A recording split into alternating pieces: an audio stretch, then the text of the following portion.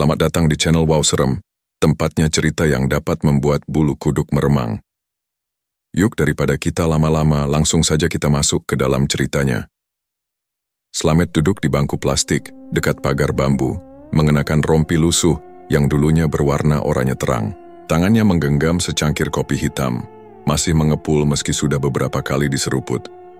Ia memandangi halaman warung soto yang perlahan mulai dipenuhi motor dan sepeda para pelanggan tetap.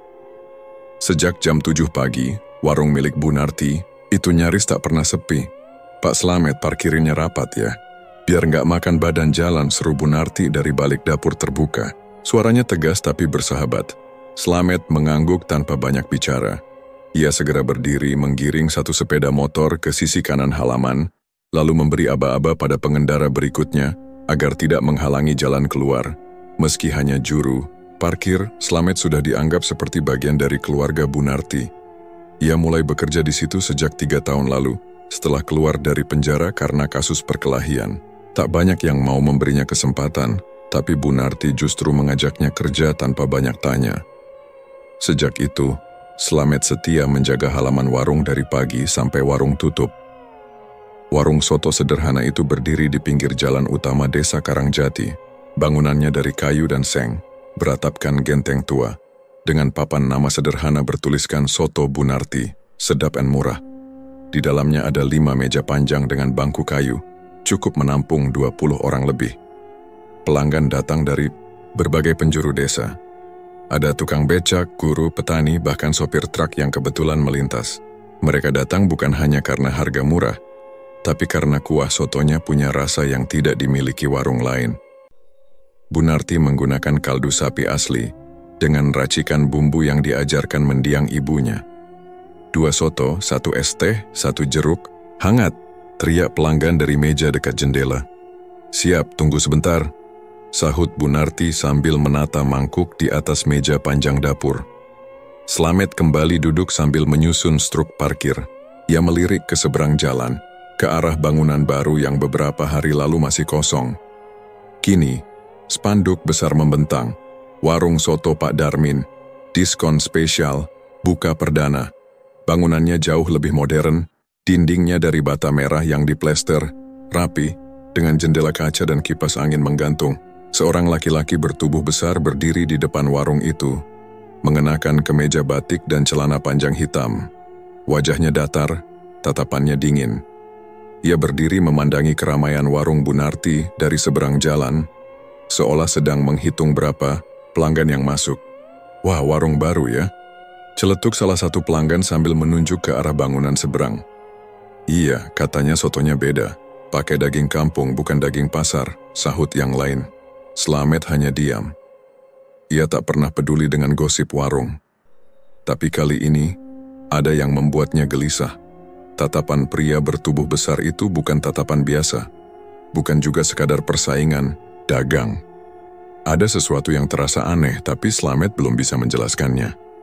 Hari berikutnya, beberapa pelanggan tetap mulai mencoba warung baru itu. Slamet memperhatikan motor-motor yang biasanya parkir di warung Bu Narti, kini berbelok ke seberang. Meski masih ramai, jumlah pengunjung warung Bu Narti perlahan berkurang. Soto Pak Darmin itu, bumbunya pedasnya pas, Mas. Dagingnya juga lebih empuk, kata seorang pelanggan yang hendak pulang setelah makan. Bu Narti hanya tersenyum. "Iya, nggak apa-apa. Cobain aja. Nanti juga balik lagi ke sini." Tapi nada bicaranya terdengar sedikit getir. Suatu sore, saat warung mulai sepi dan Slamet sedang mengepel halaman depan, seekor kucing hitam muncul dari arah belakang warung. Bulunya tebal, matanya tajam, dan langkahnya tenang. Ia berjalan pelan lalu duduk di dekat pintu dapur. Slamet memperhatikannya. Kucing itu tidak seperti kucing liar biasa. Ia tidak takut manusia, tidak mencari makanan, dan tidak mengeong meminta sisa tulang. Ia hanya duduk memandangi dapur seolah sedang mengamati sesuatu.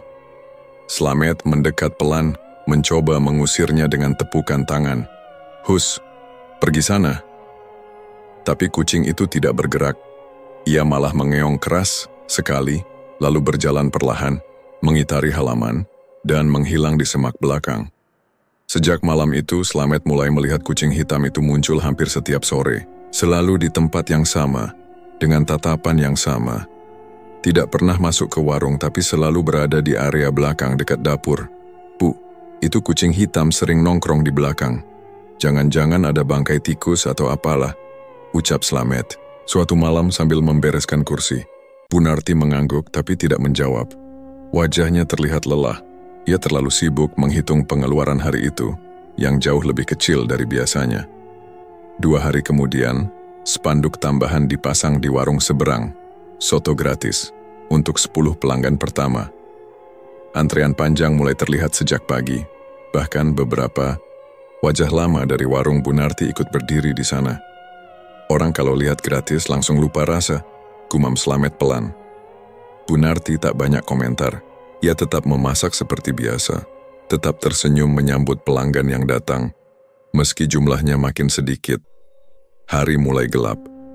Slamet sedang menata motor terakhir ketika terdengar suara kucing mengeong panjang dari arah belakang. Ia menoleh, cepat. Sekilas ia melihat ekor hitam melintas di bawah meja dekat dapur. Ah, itu lagi, gerutunya. Tapi kali ini, hatinya merasa tidak tenang.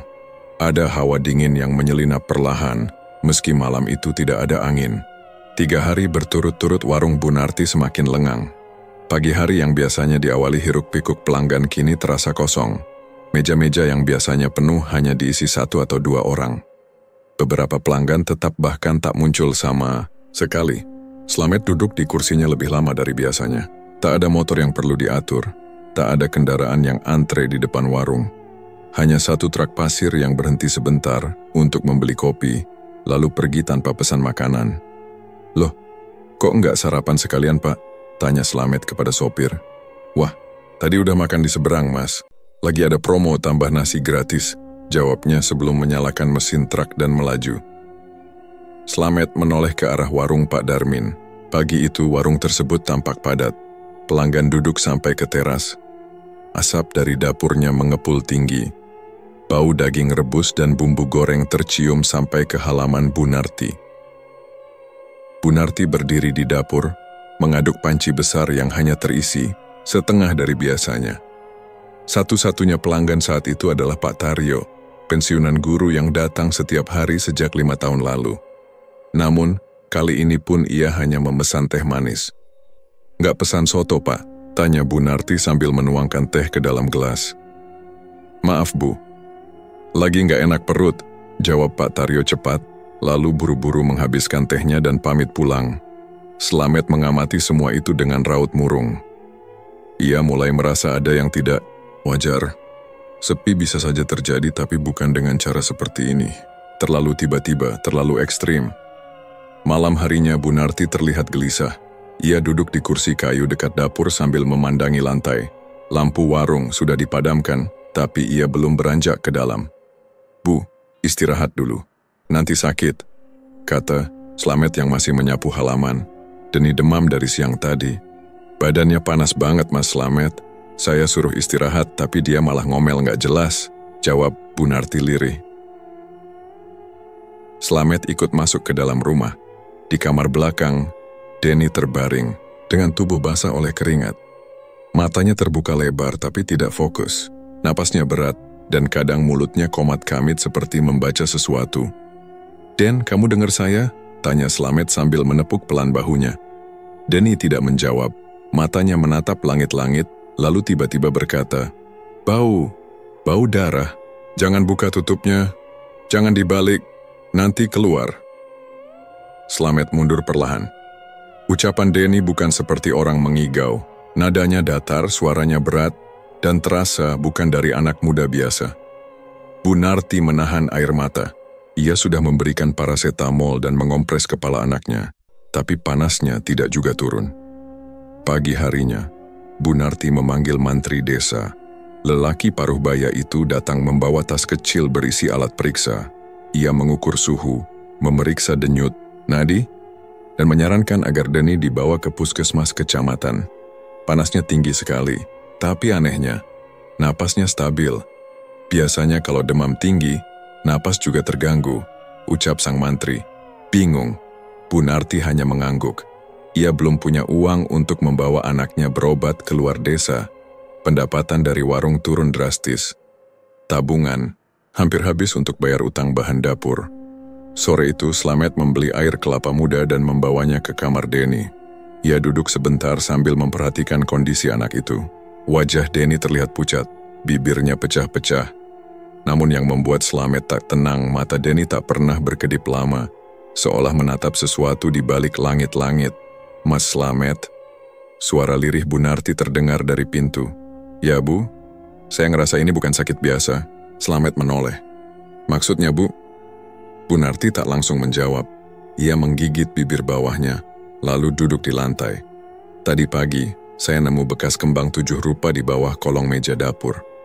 Ada abu bekas bakaran juga, padahal saya nggak pernah pakai begituan." Slamet terdiam.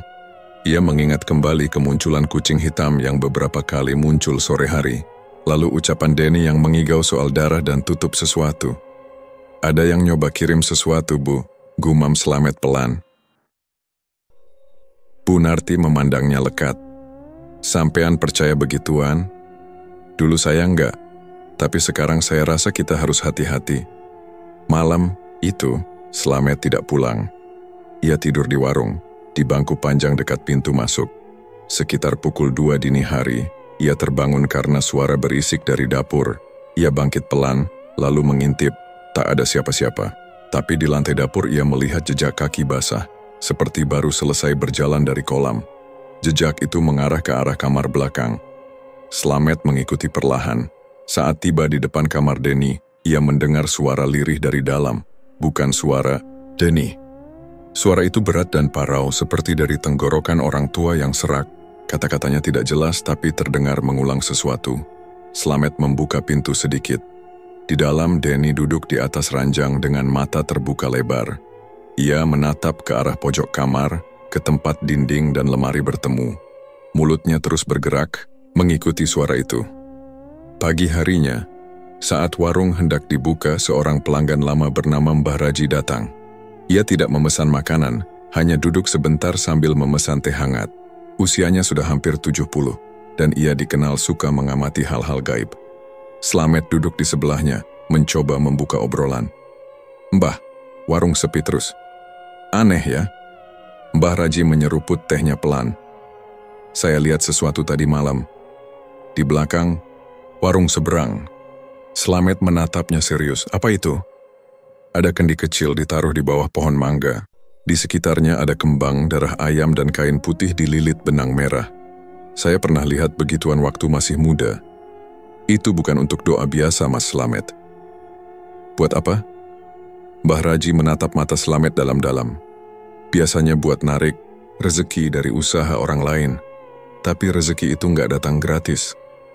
Slamet tak berkata apa-apa. Ia hanya mengepalkan tangan. Di dalam hatinya, ia mulai merasa yakin. Ini bukan sekadar persaingan bisnis biasa. Ada yang lebih gelap sedang mengintai. Keluarga Bu Narti. Denny kembali mengigau tengah malam. Tapi kali ini bukan sekadar gumaman.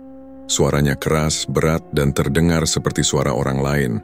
Slamet yang tidur di kursi panjang ruang tamu langsung bangun ketika mendengar teriakan. "Aku bukan Denny. Aku bukan anakmu!" Teriaknya sambil menatap ke langit-langit kamar. Bu Narti masuk terburu-buru memeluk anaknya, mencoba menenangkannya. Tapi Denny mengamuk. Ia meronta dan menendang, mulutnya komat kamit cepat. "Jangan ganggu tumbalku. Jangan ganggu darahnya. Darah soto. Daging tumbal." Slamet mendekat dan memegang bahu Denny. Pandangan bocah itu tajam, seperti menembus wajah Slamet. Lalu, tiba-tiba ia berkata dengan suara berat, "Mbah Gondo sudah datang. Jangan ganggu jalannya." Mereka semua terdiam. Bu Narti menangis. Nama itu asing. Tapi nada suara Denny tidak seperti biasanya. Bukan nada orang sakit, tapi seperti suara makhluk yang berbicara dari dalam tubuhnya. Tak lama Denny pingsan. Nafasnya masih ada, tapi tubuhnya lemas. Slamet menutupi tubuh bocah itu dengan selimut dan memerintahkan Bu Narti untuk berjaga di sisinya. Ia tidak ingin kejadian aneh terulang. Paginya warung tetap dibuka. tapi nyaris tak ada pembeli. Dari dapur, terdengar suara panci dan sendok. Rani, adik Denny yang masih duduk di kelas 5 SD, membantu ibunya menyiapkan bahan. Sore menjelang, Bu Narti pamit keluar sebentar untuk membeli bawang merah. Rani ditinggal di dalam mengupas sayur. Slamet berdiri di luar sambil memperhatikan jalan. Tiba-tiba, Rani menjerit dari dalam. Slamet langsung lari masuk. Bocah itu terduduk di lantai dapur, wajahnya pucat. Matanya tak berkedip menatap sudut ruangan. Ada yang berdiri di situ tadi, Om. Tinggi banget, hitam, matanya merah. Ucapnya terbata. Slamet memeriksa sudut dapur. Kosong. Tidak ada siapa-siapa. Tapi suasananya terasa dingin meski kompor masih menyala. Ia memeluk Rani dan membawanya ke ruang depan. Setelah kejadian itu, Slamet yakin ini bukan sekadar masalah santet biasa. Ia butuh bantuan dari orang yang benar-benar paham urusan seperti ini. Malam harinya ia pergi ke arah barat desa. Di pinggir hutan ada rumah kayu tua milik Pak Surip. Dulu ia dikenal sebagai dukun kampung, tapi sudah jarang dipanggil warga karena dianggap terlalu tua. Tapi Slamet tahu, dulu orang ini pernah menolong ibunya yang sakit aneh, dan hasilnya manjur. Pak Surip masih hidup. Tubuhnya kecil, kurus, dan penuh keriput. Ia mengenali Slamet saat lelaki itu datang membawa 1 bungkus rokok dan sekantong gula. "Sudah saatnya kamu datang lagi, Matt," kata Pak Surip tanpa ditanya. Slamet hanya bisa mengangguk. Mereka duduk di tikar bambu ditemani lampu minyak kecil. Slamet menceritakan semua yang terjadi, tentang Denny, suara kerasukan, nama Mbah Gondo, sosok hitam, sampai sesajen di belakang warung Pak Darmin. Pak Surip tidak menyela. Ia hanya menatap lantai, mengangguk sesekali. Ini bukan gangguan biasa. Bukan santet sembarangan. Ini pesugihan, ucapnya akhirnya. Slamet mengernyit. Pesugihan? Buat dagang? Pak Surip mengangguk. Ada jenis pesugihan yang menukar tumbal untuk menarik pelanggan. Biasanya pakai perantara makhluk gaib. Kalau yang kamu ceritakan benar, kemungkinan besar ini kiriman dari warung seberang. Slamet terdiam. Ia merasa muak. Bersaing dengan cara menjatuhkan orang lain sudah keji. Tapi menyerang anak-anak, itu tak bisa dibiarkan. Kita harus cari tahu seberapa dalam ini semua. Kita mulai dengan lakon kecil dulu malam ini. Ujar Pak Surip pun, ia mengambil kain hitam, dupa, dan kendi kecil. Mereka menuju warung Bu Narti setelah tengah malam. Semua penghuni warung sudah tertidur. Hanya Slamet yang menunggu mereka di halaman. Depanan Pak Surip mulai menaburkan garam dan bunga di sudut-sudut warung. Ia menyalakan dupa, lalu duduk bersila sambil membaca sesuatu dari dalam mulutnya. Slamet duduk beberapa meter di belakangnya, mengawasi sekitar. Tiba-tiba, angin berembus, keras. Daun pisang di belakang warung bergetar meski tak ada angin besar. Pak Surip membuka matanya. Dia di situ. Ia menunjuk ke arah dapur. Slamet berjalan perlahan. Di bawah meja dapur, ada bekas abu dan rambut. Seperti sisa dari sesuatu yang dibakar. Pak Surip mengambil kendi dan mendekatkannya ke abu itu. Ia menunduk, memejamkan mata, dan berucap pelan.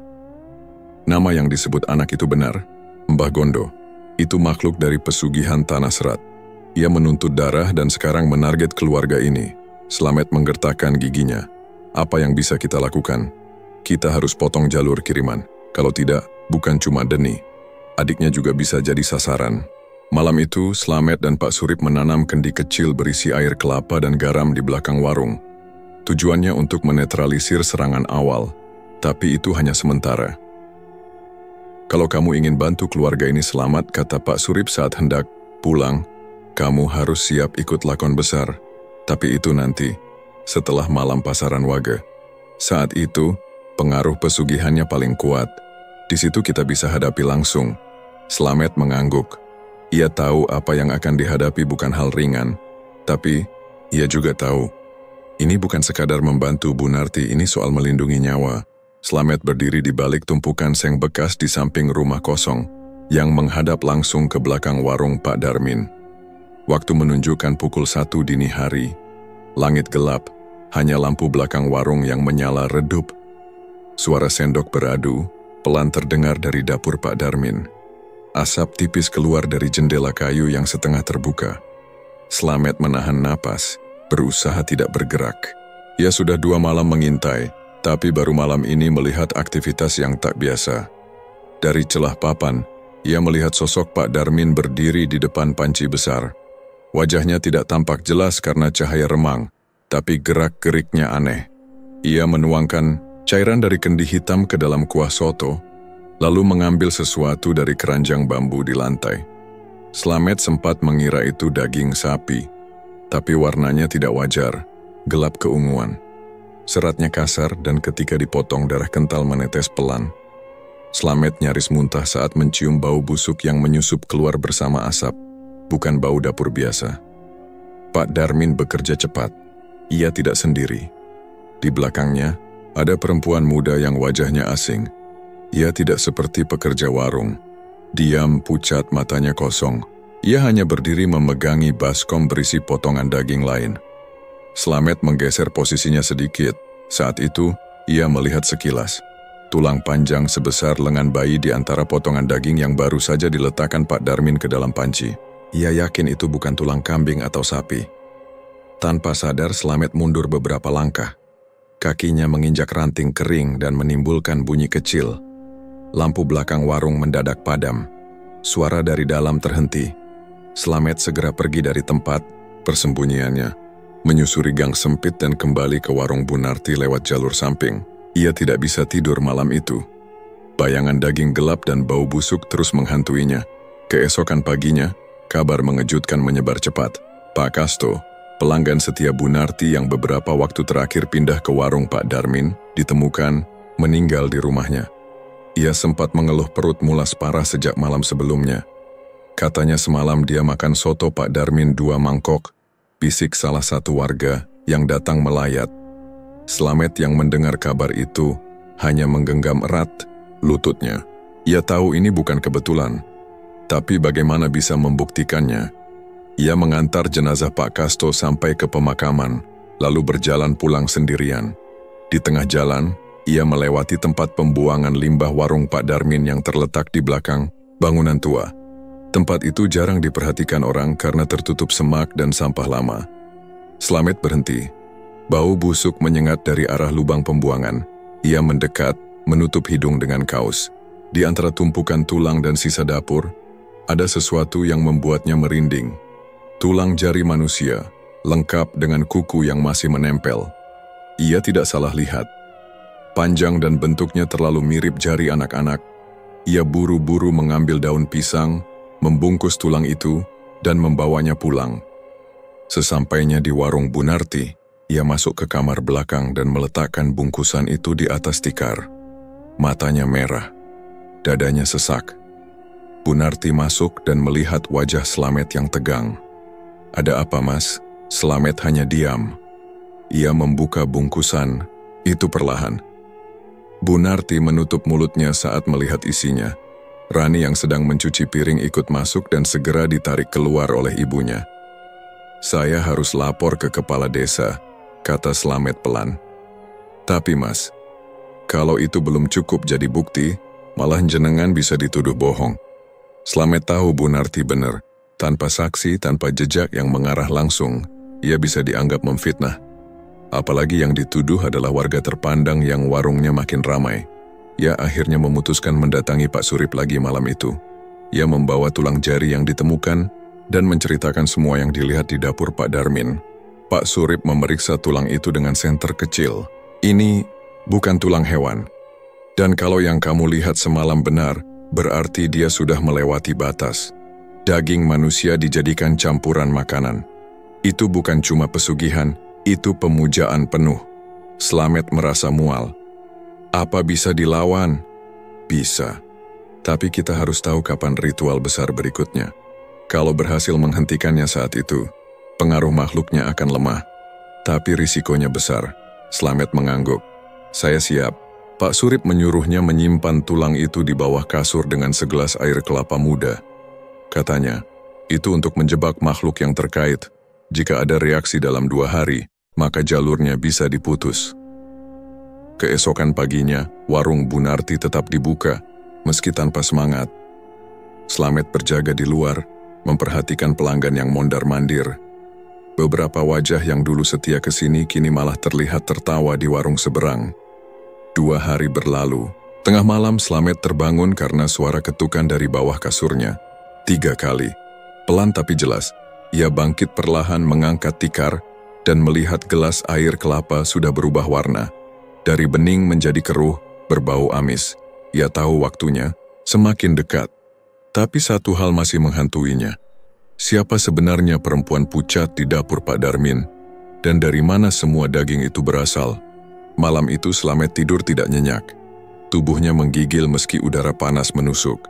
Selimut yang ia gunakan terasa basah oleh keringat, dan dadanya seperti ditekan benda berat. Dalam tidurnya, ia bermimpi dikejar oleh sosok hitam tanpa wajah yang membawa sabit. Setiap kali Slamet berlari, tanah di bawahnya berubah menjadi lumpur berdarah. Ia terbangun dengan napas tersengal. Matanya merah, lehernya dipenuhi bekas cakaran. Tak ada binatang di dalam kamarnya, tapi ia merasa sesuatu telah menyentuhnya. Saat ia menyalakan lampu, tak ada tanda siapapun di sana. Hanya hawa panas menyelimuti ruangan. Pagi harinya, tubuh Slamet lemas. Ia tetap memaksakan diri berjaga di depan warung. Bu Narti yang melihat wajahnya pucat menyarankan istirahat, tapi Slamet menolak. Menjelang sore, rumah kontrakan Slamet dilempari batu. 3 kali. Suara benda keras menghantam genting dan tembok membuat tetangga keluar melihat. Namun tak satu pun dari mereka melihat siapa pelakunya. Saat Slamet keluar, jalanan kosong. Hanya ada jejak kaki hitam seperti arang menuju arah gang sempit. Malam harinya gangguan datang lagi. Kali ini lebih parah. Saat Slamet tertidur di kursi panjang depan warung, tubuhnya kejang. Tangan mengepal kuat, gigi bergemeletuk. Bu Narti yang mendapati Slamet tergeletak langsung memanggil Rani dan membasuh wajahnya dengan air. Tiba-tiba Slamet bangun dengan pandangan kosong. Ia meraih pisau dapur di meja dan berjalan ke arah Bu Narti. Suaranya berubah menjadi serak dalam. Dia yang kau lindungi akan dibawa. Jangan ikut campur. Bu Narti mundur ketakutan. Rani berteriak, Slamet mendekat dengan gerakan kaku. Namun sebelum sempat melukai siapapun, tubuhnya ambruk. Ia pingsan di lantai, menggigil. Malam itu juga, Bu Narti memanggil Pak Surip. Begitu datang, lelaki tua itu langsung memeriksa tubuh Slamet. Ia membuka baju Slamet dan menemukan tanda tangan hitam melingkar di dada. Sudah masuk dalam darahnya, ujar Pak Surip. Ia mengeluarkan botol kecil berisi cairan kuning, lalu mengusap bagian dada Slamet dengan kain. Dari mulut Slamet keluar busa putih dan tubuhnya kembali mengejang. Pak Surip menancapkan jarum besi di telapak tangan Slamet dan meneteskan cairan dari botol ke luka itu. Dalam beberapa menit tubuh Slamet tenang, tapi wajahnya tetap pucat. Jin yang mengikat Pak Darmin sudah menyerang langsung. Namanya Mbah Gondo, dan sekarang dia menganggap Slamet sebagai musuh utama. Kata Pak Surip pelan. Bu Narti tak bisa berkata-kata. Ia hanya menunduk menggenggam tangan Rani yang ketakutan. Satu-satunya cara adalah melawan balik. Tapi ini tak bisa hanya pakai doa dan ramuan. Harus ada darah dari Slamet sendiri. Kita jadikan itu umpan untuk mengurung Mbah Gondo. Darah saya? Tanya Slamet lemah, baru sadar dari pingsan. Iya, jawab Pak Surip. Bukan untuk tumbal, tapi untuk menjebak dia kembali ke tempat asalnya. Kita bisa lakukan itu malam Jumat, saat pengaruhnya paling kuat. Tapi juga saat dia paling mudah dipanggil. Slamet terdiam. Pilihan lain tidak ada. Kalau ia diam saja, bukan cuma dirinya yang jadi korban, tapi juga Bu Narti dan keluarganya. Ia mengangguk pelan. Saya siap. Pak Surip memerintahkan agar Slamet mandi air kembang 7 rupa dan berpuasa sampai malam Jumat. Ia juga menyuruh Bu Narti menyiapkan ayam hitam dan kain kafan bekas orang meninggal. Barang-barang yang hanya bisa didapat dari penjaga makam tua di ujung desa. 3 hari kemudian Slamet duduk bersila di dalam gubuk kosong dekat kebun bambu, ditemani Pak Surip. Di depannya, sehelai kain putih dibentangkan. Di atasnya, ayam hitam sudah disembelih, darahnya ditampung di tempurung kelapa. Pak, Surip menggambar lingkaran di tanah dengan darah ayam, lalu menuliskan aksara kuno di sekelilingnya. Di tengah lingkaran ia meneteskan darah dari luka di lengan Slamet ke atas batu hitam. "Apa yang saya lakukan ini bukan sihir," ujar Pak Surip. "Ini hanya cara untuk membalikan jalur energi yang sudah dikotori pesugihan." Angin malam berhembus keras. Pepohonan bergoyang. Dari kejauhan terdengar suara lolongan. Bau amis bercampur wangi melati menyebar di udara. Tiba-tiba, bayangan tinggi muncul di tepi lingkaran. Bentuknya kabur, tapi matanya merah menyala. Nafasnya seperti sapi terengah, dan tubuhnya meneteskan lendir hitam. "Mbah Gondo," bisik Pak Surip. "Jangan bergerak, Slamet. Dia mencium darahmu." Bayangan itu bergerak mendekat. Namun begitu kaki pertamanya menyentuh lingkaran darah, tubuhnya mendadak kaku. Ia meraung lalu menghantamkan kepalanya ke tanah. Lingkaran menyala merah sebentar lalu redup. Pak Surip cepat mengikat batu hitam dengan kain kafan dan membungkusnya rapat.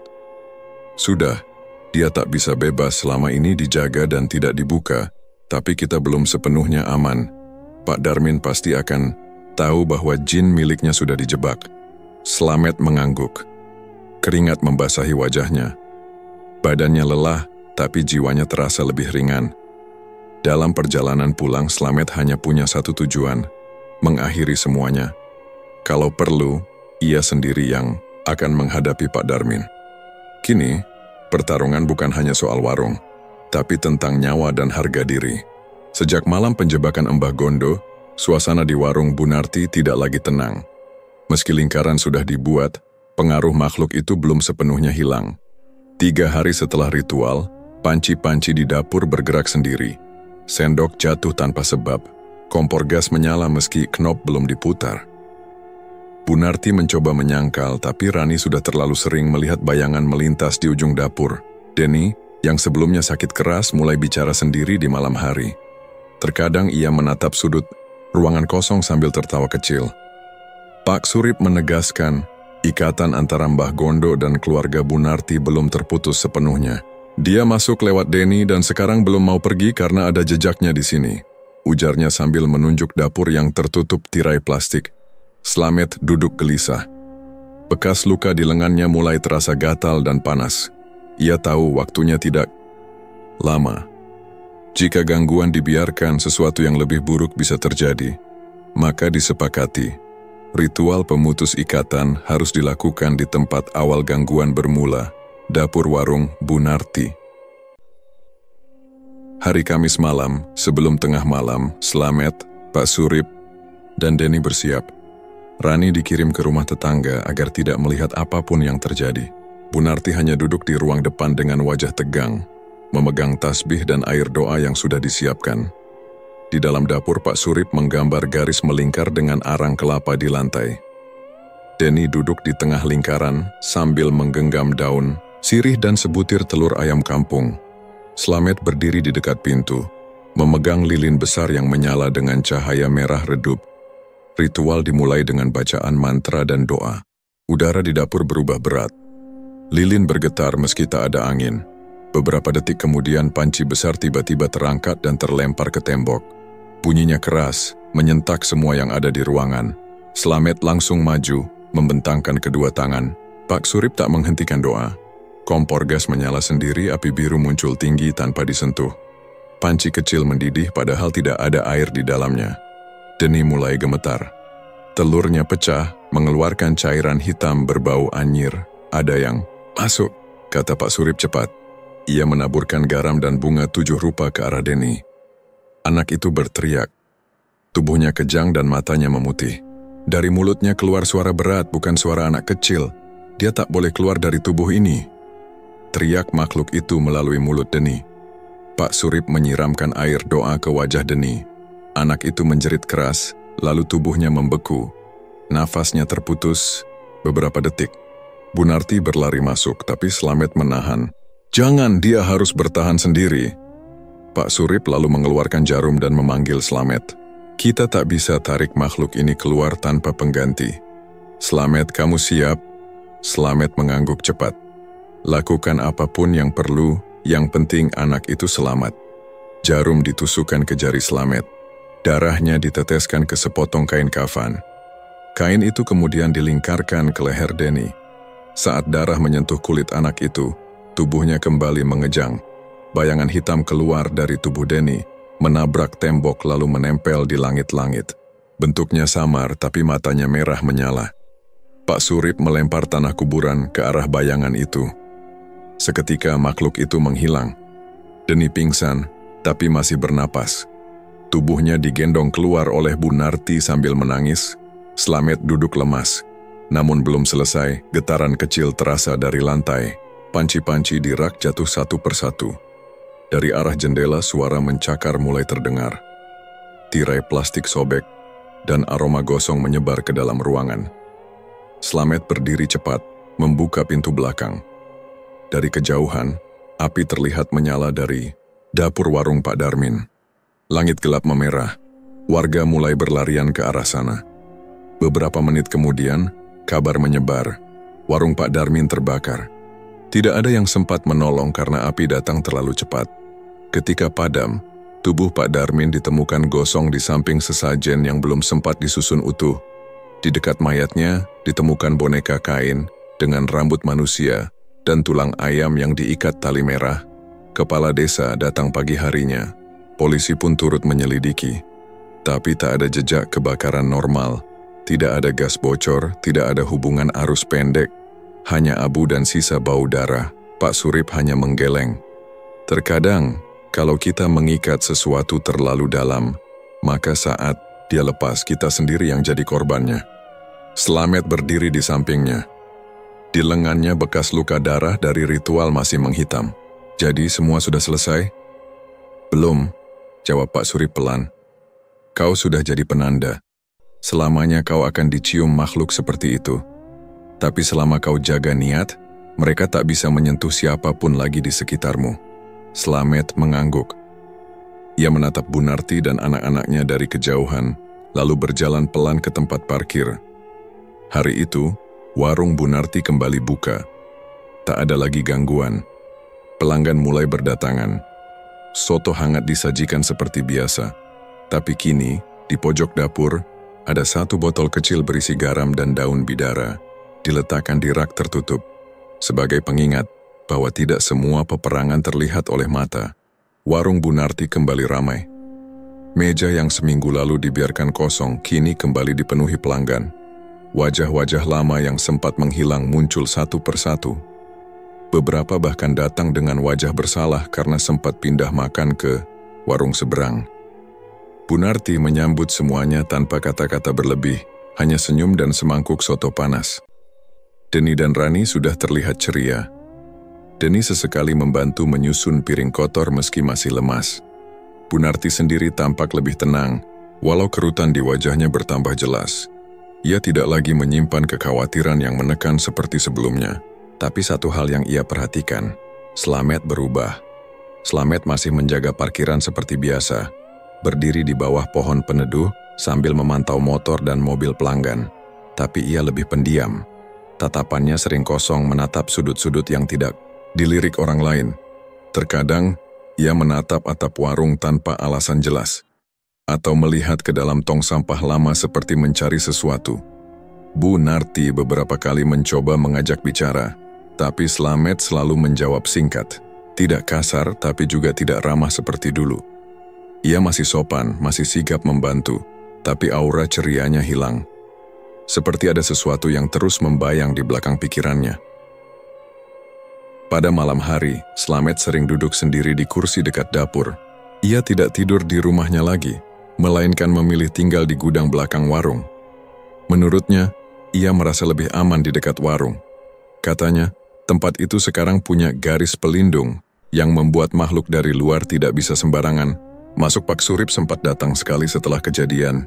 Ia menepuk bahu Slamet dan berkata, "Kau akan bisa menyesuaikan. Tapi mulai sekarang kau bukan orang biasa."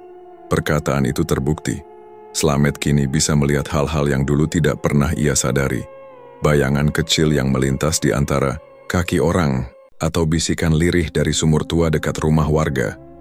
Ia tidak selalu paham maksudnya, tapi ia tahu mereka ada. Dan anehnya, Makhluk-makhluk itu seolah tahu Slamet bisa melihat mereka.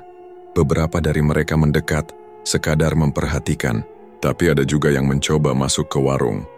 Setiap kali itu terjadi, Slamet langsung berdiri dan menyalakan dupa kecil yang disimpan di bawah laci parkir. Ia tidak memberitahu siapapun soal ini. Baginya, menjaga warung tidak lagi hanya soal kendaraan, tapi juga soal hal yang tidak bisa dijaga orang lain. Suatu malam, sekitar jam 10, warung sudah sepi. Hanya ada satu pengunjung terakhir yang sedang menyeruput soto. Slamet duduk di luar, mengawasi jalan. Angin berhembus pelan. Dari kejauhan seekor kucing hitam muncul di tikungan. Langkahnya tenang, matanya menatap ke arah warung. Slamet berdiri. Kucing itu berhenti di tengah jalan lalu mengeong pelan. Beberapa detik kemudian ia berbalik dan berjalan menjauh menuju ujung desa. Slamet tidak mengejarnya, hanya mengikuti dengan pandangan. Besok paginya Slamet mendengar kabar dari seorang pedagang keliling. Di ujung desa, tak jauh dari bekas sawah yang sekarang jadi lahan kosong, akan dibuka warung makan baru. Kabarnya, pemiliknya orang kaya dari luar desa, dan mereka sudah pasang tenda besar serta mendatangkan pekerja sejak malam sebelumnya. Slamet tidak berkata apa-apa, hanya mengangguk. Tapi dalam pikirannya, kucing hitam semalam kembali terlintas. Sore, harinya Slamet sengaja lewat depan lokasi warung baru itu. Masih setengah jadi. Meja belum lengkap tapi spanduk besar bertuliskan, "Warung Soto Lestari, segera dibuka," sudah terpasang. Di sudut lahan, ada gundukan tanah kecil dan tempayan, tanah liat yang ditutup kain merah. Slamet mengenali bentuknya. Malamnya, Slamet berdiri agak lama di depan warung Bu Narti. Ia menatap atap, melihat bayangan kecil melintas pelan. Tapi kali ini tidak masuk ke dalam. Ia tahu, tempat ini sudah terlindungi. Tapi di tempat lain, cerita bisa saja dimulai lagi. Bu Narti keluar dari dalam warung, membawa segelas teh. "Kau belum pulang?" "Aku di sini saja, Bu," jawab Slamet pelan. "Kalau capek, istirahat." "Sudah malam." Slamet mengangguk. "Saya cuma pastikan semua aman." Bu Narti berdiri sebentar, lalu menepuk lengan Slamet. "Terima kasih ya, Matt. Tanpa kamu, mungkin saya dan anak-anak nggak bisa bertahan." Slamet tidak menjawab. Ia menatap jalanan gelap yang membentang ke arah ujung desa. "Warung baru di ujung sana," gumamnya kemudian. "Sepertinya mereka bawa sesuatu juga." Bu Narti mengerutkan dahi. "Kau yakin?" Slamet hanya menatap lurus ke depan. Kucing hitam itu pindah ke sana. Bu Narti tidak paham maksudnya, tapi memilih tidak bertanya. Ia tahu, sejak kejadian itu, Slamet jadi bisa melihat dan merasakan hal-hal yang tidak bisa dijelaskan. Dan jika Slamet bilang ada sesuatu, maka itu bukan cuma dugaan. Malam itu Slamet duduk lebih lama di depan warung. Di dalam, Denny dan Rani sudah tidur. Bu Narti membereskan mangkuk-mangkuk kosong. Dari kejauhan, terdengar suara gonggongan anjing. Lalu sunyi kembali. Slamet menarik nafas panjang. Ia tahu tugasnya belum selesai. Tapi untuk malam ini, warung Bu Narti aman. Dan itu cukup untuk membuatnya bertahan 1 hari lagi.